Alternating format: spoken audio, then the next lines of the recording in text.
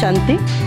आज आपण या ठिकाणी विषमुक्त भारत आणि रसायनमुक्त भारत कसा बनेल यासाठी आपण हे या ठिकाणी खाद्यपदार्थ म्हणा किंवा या ठिकाणी धान्य, ह्या राताळी, पपई, ही हळद आहे, हे चिक्कू आहेत आणि या ठिकाणी गहू आहे, हा खपली गहू आहे, हा पण एक 64-78चा गहू आहे हा पण, आणि हे सगळे धान्य आपण इथे लावतो। याच्यापेक्षा जास्ती प्रोडक्ट आहे आपल्याकडे, भरपूर धान्य आहे, पण आपण एवढेच ठेवलेले आहे या ठिकाणी।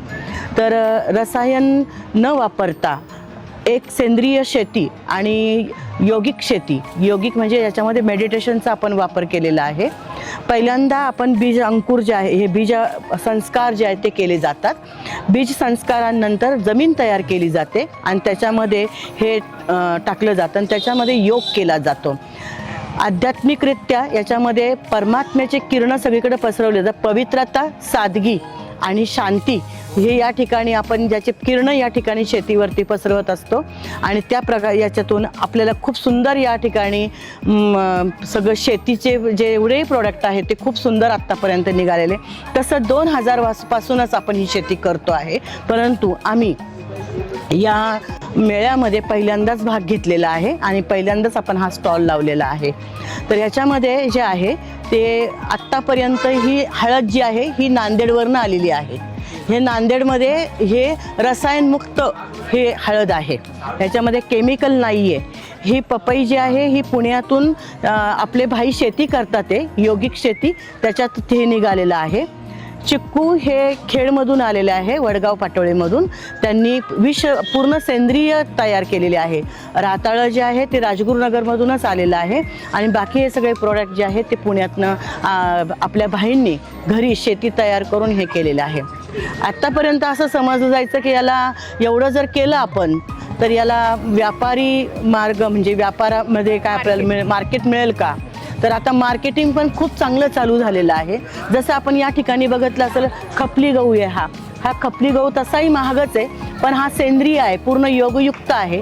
बाहेर जर आपण गव्हाची किंमत जर पाहिली तर 40-45 रुपये किलोनी मिळतो, पण हा जो गहू आहे 90 रुपये किलो, 190 रुपये किलोनी आपण हा विकतो, कारण हा सेंद्रिय आणि खूप चांगला आहे। आज आपण पाहतो की लोकांमध्ये जागरूकता आत्ता सेंद्रिय शेतीची तयार झालेली आहे, कारण आपल्याला माहिती आहे की या खाद्यामुळे, रासायनिक खाद्यामुळे प्रत्येकामध्ये आज रोगराई पसरलेली आहे, कॅन्सरचं प्रमाण जास्त झालेलं आहे आणि त्यामुळे ह्या सगळ्या भारताला रोगमुक्त आणि योगयुक्त कसा भारत बनेल आणि ही जी शेती जी आहे ही भारताला सुपीक जमीन, पूर्वी मातीची सुपीकता पाहिली जायची आणि ती खरी संपत्ती म्हटलं जायचं। आज आम्ही तोच विचार करतो की या ठिकाणी मातीची सुपीकता आणि हीच आपली संपत्ती आहे, तर माती परीक्षण करूनच ही शेती पूर्ण केली जाते। तर अशा प्रकारे आपण खूप मोठ्या प्रमाणामध्ये ही शेती आता चालू आहे। प्रत्येकजण ब्रह्माकुमारी विद्यालयामध्ये बरेच शेतकरी ही जी शेती आहे ही रासायनिक आणि सेंद्रिय आणि योगयुक्त योगिक शेती आपण या ठिकाणी केली जाते। शास्त्रज्ञांची देखील माहिती दिलेली आहे। बोल।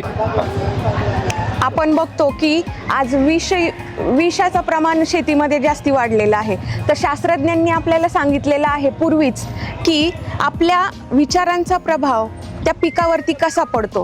मग शास्त्रज्ञांनी आपल्याला विज्ञान आणि अध्यात्म याचा संगम केव्हाच करून दिलेला आहे, पण आपण त्याच्याकडं काळानुरूप दुर्लक्ष केलं आणि जास्तीत जास्त उत्पादनाच्या मागे लागून आपण रसायनांचा वापर वाढवला। पण आज आपण परत एकदा पूर्वीच्या पद्धतीकडे जात आहोत आणि आपल्या विचारांचा सकारात्मक प्रभाव त्या पिकांवरती देण्यासाठी आपल्याला इथे दाखवलंय रडॉल्फ स्टायनर, त्यांनी सुद्धा सांगितलं की सेंद्रिय शेती पद्धतीमध्ये शक्तिशाली बनवण्यासाठी ब्रह्मांडाची ऊर्जा आवश्यक आहे। मग आपण शेतामध्ये जाऊन त्या जमिनीवरती योग करतो, मेडिटेशन करतो, त्या पिकांवरती मेडिटेशन करतो, त्या बियाणांवरती मेडिटेशन करतो। इथं दाखवलंय विदाऊट मेडिटेशन आणि विथ मेडिटेशन। विथ मेडिटेशनची ग्रोथ डबल झालेली दाखवलेली आहे। मग प्रत्येक सायंटिस्टनी हे प्रूव्ह करून दाखवलेलं आहे की आपले सकारात्मक विचार ते पिकं कसे धारण करतात आणि त्याचा रिझल्ट आपल्याला किती सुंदररित्या मिळतो। म्हणून हे उत्पादनं देखील आपण प्रात्यक्षिक प्रॅक्टिकलमध्ये दाखवलेलं आहे, किती सुंदररित्या त्याची क्वालिटी पण आहे, चव पण आहे, शुद्ध सात्विक अन्न आपल्याला ह्या मेडिटेशन थ्रू मिळतं आहे। मग आपले जे कर्म आहे, जे पेराल ते उगवल, जे आपण म्हणतो. मग तुम्ही शेतीला जर विषमुक्त करायचं ठरवलं तर कर्मांची खेती पण आपण दाखवू शकतो. आपण जर शेतीची काळजी घेतली, त्याला सेंद्रिय खत प्रोव्हाइड केलं तर शेतीसुद्धा आपल्याला तसा रिझल्ट देते. तेवढं आपल्याला क्वालिटीचं उत्पादन शेती आपल्याला देते. एक दाणा पेरला तर त्याचा हजार पटीने आपल्याला ती शेती पुरवत असते. म्हणून दाखवलेलं आहे, जो करेगा सो पाएगा, अब नहीं तो कब नहीं. हीच काळाची गरज आहे आणि हीच वेळ आहे की शेतीला परत आपल्या पारंपरिक पद्धतीने आपण परत तिला सुपीक बनवू शकतो. आणि आपण आत्मा आहोत. आपल्याला मन, बुद्धी, संस्कार आहे. आपल्या मनामध्ये ज्या प्रकारचे विचार येतात, ज्या प्रकारच्या भावना येतात, त्या प्रकारच्या भावना आपण जर पिकांना दिल्या तर त्या पिकांमधून सुद्धा त्या भावना समजण्याची त्यांच्यामध्ये सुद्धा तेवढी ताकद असते. आपण आत्मा चैतन्य स्वरूप आहोत आणि पिकं जे आहेत, रोपं जे आहेत ते सुद्धा चैतन्य स्वरूप आहेत आणि ते सुद्धा ते भावना कॅप्चर करतात आणि आपल्याला त्या पद्धतीने त्याचा रिझल्ट देतात. जर आपल्या भावना सकारात्मक असतील तर त्या सकारात्मकतेचा प्रभाव आपल्याला पिकावरती देखील सकारात्मक दिसतो. याच्यामध्ये आपल्याला दाखवलेलं आहे, मसारो इमोटो जे आहेत त्यांनी पाण्यावरती प्रयोग करून दाखवलेला आहे. आपल्याला 2 काचेच्या ग्लासमध्ये पाणी घेऊन एकावरती आय लव्ह यू आणि एकावरती आय हेट यू म्हणून लिहिलं, तर आय लव्ह यू ज्याच्यावरती लिहिलं त्याच्यावर सुंदर क्रिस्टल तयार झाले आणि आय हेट यू ज्याच्यावरती लिहिलं त्याचे क्रिस्टल अजिबात सुंदर झालेले नाही.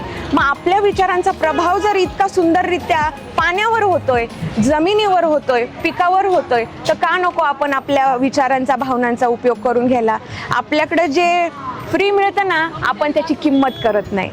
ज्याला पैसे मोजावे लागतात ना, आपण त्याच्याकडे जास्ती पळतो. आपल्या आतमध्येच एवढी सकारात्मक ऊर्जा आहे, ती आपण आपल्या जमिनीला द्यायची आहे, आपल्या पिकांना द्यायची आहे. आपलं एक स्नेहाचं नातं त्या पिकांबरोबर तयार करायचं आहे, त्या जमिनीवरती तयार करायचं आहे. मग त्याच्यातून रिझल्ट सुद्धा आपल्याला तेवढाच सकारात्मक मिळतो आहे. आणि हेच आज आपलं विद्यालयाचं उद्दिष्ट आहे की विषमुक्त शेती तयार करायची आहे आणि प्रत्येकापर्यंत एक विषमुक्त उत्पादन घेऊन जायचं आहे. आणि योगिक शेती, सगळ्यांना मेडिटेशनमध्ये सहभाग त्यांचा सगळ्यांचा करून घ्यायचा आहे. मेडिटेशन काय आहे, स्वतःसाठी जितकं ते गरजेचं आहे तितकं जमिनीसाठी आणि पिकांसाठी सुद्धा ते गरजेचं आहे. याचं महत्त्व आपण ह्या स्टॉलद्वारे आज सगळ्यांना पटवून देत आहोत. खूप शेतकऱ्यांचा आम्हाला रिस्पॉन्स पण चांगला मिळतोय की आम्हाला पण हे मेडिटेशन शिकवा. आणि त्यांना पहिलं तर आश्चर्य वाटलं की पिकांसाठी सुद्धा मेडिटेशन होतं का, हे जास्ती आश्चर्य होतं. मग त्याच्यामुळे आता ती पण जागरूकता वाढत आहे की पिकांवरती मेडिटेशन केलं जातं. खूप जण म्हणतात की आता आम्हाला ते मेडिटेशन शिकवा की आम्ही पण आमच्या पिकांवरती करू. बरेच शेतकऱ्यांनी फक्त सेंद्रिय शेती पण केलेली आहेत पण मेडिटेशन नाही. मेडिटेशनचा फायदा असा आहे की टिकाऊपणा त्याचा वाढतो, चव त्याची वाढते. ज्यांना अशी शेती करायची तर शेतकऱ्यांनी मग कोणाशी संपर्क साधला पाहिजे? त्यांनी विद्यालयाची ब्रह्माकुमारी विद्यालय, नारायणगावमध्ये, आपल्या इथं नारायणगावमध्येच आपले या ठिकाणी प्रशिक्षण दिलं जातं. आता पण आपण ट्रेनिंग घेऊ शकतो त्याचं. माउंट आबू या ठिकाणी याचं ट्रेनिंग दिलं जातं. माउंट आबूला 3 दिवसाचा एक कार्यक्रम असतो. तिथं पण आपली योगिक शेती आहे, त्या ठिकाणी सेंद्रिय शेती आहे. तिथं पण बटाटा वगैरे हा पूर्ण विद्यालयाला पुरवला जातो. त्या ठिकाणी पण शेती खूप सुंदररित्या करून सगळ्या शेतकऱ्यांना ट्रेनिंग घेऊन पुन्हा ते लोक या ठिकाणी येऊ शकतात. जर समजा तिथं ट्रेनिंगला जायला वेळ नसेल तर आपण आपल्या इथं सुद्धा त्याचं ट्रेनिंग घेतो आणि त्यांना आपण शिकवू शकतो की शेती कशी करायची. आता तर सेंद्रिय शेती ही तर करतातच, पण त्याच्यामध्ये आध्यात्मिकरित्या आपण परमात्म्याशी कनेक्शन जोडून ती परमात्म्याशी सगळे व्हायब्रेशन जमिनीवरती कसे द्यायचे ते पण आपण करतो. नाही, आपणही विद्यालयातली सगळे भाई बहिणी जे आहेत ते सगळे त्या ठिकाणी जातात आणि योग करतात. तर ओतूरसारख्या ठिकाणी पण आहे. त्याचबरोबर आळ्या फाट्याला पण कोणी करतं. कोल्हापूर या ठिकाणी संपूर्ण गुळ जो आहे तो सेंद्रिय बनवला जातो. त्याचबरोबर ऊस जो आहे तो सेंद्रिय बनवला जातो. त्याचबरोबर सगळं पीक, गहू तिकडनंच आला आहे हा, तर गहू पण तिथं पिकवला जातो.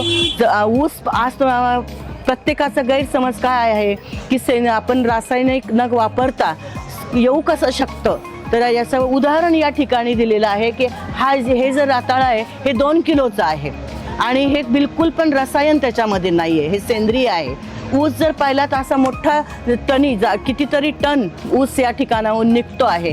फक्त सुरुवात जी आहे, तुम्ही ज्या वेळेला सेंद्रिय शेतीला सुरुवात करताय यौगिक शेतीला सुरुवात ज्या वेळेला करतात त्या वेळेला पहिला रिझल्ट आपल्याला येत नाही, कारण का तर रासायनाने ती शेती खूप नापीक झालेली आहे, त्यामुळे ती रिझल्ट देत नाही. पण तिला जर पहिल्यांदा येणार नाही, पण दुसऱ्यांदा पुन्हा तुम्ही सेंद्रियच खत वापराल, गांडूळ खत आहे, या ठिकाणी जीवामृत आहे, दशपर्णी आहे, त्यानंतर हे सगळे जे आहे ब्रह्मास्त्र आहे, हे सगळे सेंद्रिय शेतीचे फवारणीचे आणि खाली शेतीतून पाईपलाईन करून त्याच्यामध्ये आपण ते टाकू शकतो आणि ते पाईपलाईन करून ती शेतीला खतं पुरवू शकतो आपण. तर ह्या गोष्टी जर आपण केल्या तर त्याला कधी कीटकनाशक वगैरे कधी होऊ शकणार नाही. त्यात जीवामृत महत्त्वाचं आहे आणि ते घरी तयार केलं जातं, त्याच्यावरती 21 दिवस त्याच्यावर प्रयोग केला जातो आणि नंतर तो फवारणी वगैरे त्याला मारली जाते. म्हणजे कीटकनाशक सुद्धा या ठिकाणी बनतं आणि चांगलं उत्पादन देणारं आहे. तर एकच उद्देश आहे की भारत जो आहे तो आपला रसायनमुक्त विषमुक्त कसा बनेल आणि सर्वच जे आहे ते रोगमुक्त कसे बनतील, त्याचबरोबर सर्वांना अन्न सकस आणि सात्विक अन्न कसं मिळेल याचा उद्देश हा ब्रह्माकुमारी विद्यालय करत आहे. आणि मार्केट पण खूप उपलब्ध आहे, कारण की मागणीच आहे आम्हाला विषमुक्त खाद्य पुरवा. आता 30 किलोची ऑर्डर हळदीची आलेली आहे. मागणीच सगळ्यांकडून अशी होत आहे की आम्हाला विषमुक्तच द्या. पुरतं पिकवतो विषमुक्त, बाकीच्यांना रसायनाचंच जातं सगळं. पण आज आपला उद्देश असा आहे की प्रत्येकापर्यंत हे विषमुक्त खाद्य गेलं पाहिजे, त्याच्यासाठीच आपण कार्यरत आहोत.